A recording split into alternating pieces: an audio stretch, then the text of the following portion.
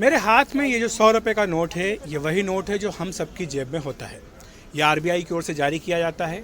ये वो नोट है जो हमें एटीएम से मिलता है। लेकिन इन दिनों क्रिप्टो करेंसी का भी जोर चल रहा है। क्रिप्टो करेंसी दरअसल एक वर्चुअल करेंसी है, यानी एक आभासी करेंसी है। इसको आप किसी बैंक से नहीं ले सकते हैं। ये क्रिप्टो माध्यम के जरिए ही आती है, जिसका कि लेजर रखा जाता है। और हम देख रहे हैं कि बिटकॉइन जैसी जो क्रिप्टो करेंसी है, उनका मूल्य लगातार बढ़ रहा है। भारत में भी करीब 70 लाख ऐसे भारतीय हैं जिनके पास $1 अरब से ज़्यादा की क्रिप्टो करेंसी आज की तारीख में मौजूद है। लेकिन भारत सरकार आरबीआई ये मानती है कि क्रिप्टो करेंसी भारत की अर्थव्यवस्था को नुकसान पहुंचा सकती है। इसके लिए एक अंतर मंत्रालय समिति बनाई गई थी।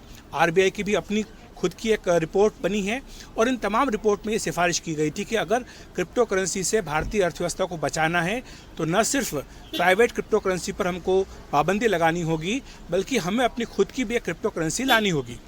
अब सरकार की ओर से कहा जा रहा है कि 8 मार्च से संसद के बजट सत्र का जो दूसरा हिस्सा शुरू होगा, उसमें एक बिल लाया जाएगा जिसके जरिए भारत की अपनी एक क्रिप्टो करेंसी, जो कि सरकारी क्रिप्टो करेंसी होगी, वो जारी कर दी जाएगी।